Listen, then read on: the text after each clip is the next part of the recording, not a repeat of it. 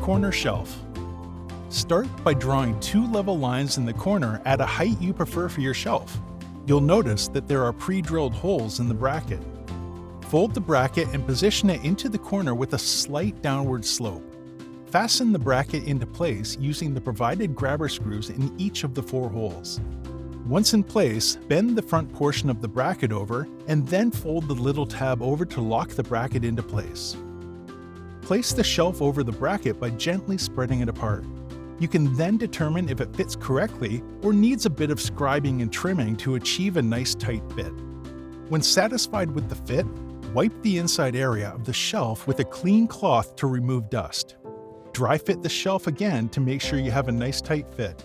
Clean the level marks with a clean rag and denatured alcohol.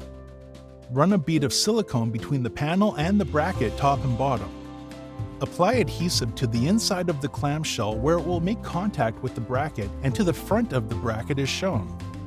Gently spread the shelf apart and position over the bracket before releasing. Remove the masking from the corner shelf. Clean joints with denatured alcohol. Apply silicone where the corner shelf meets the wall panels. Tool the corners with a wet finger.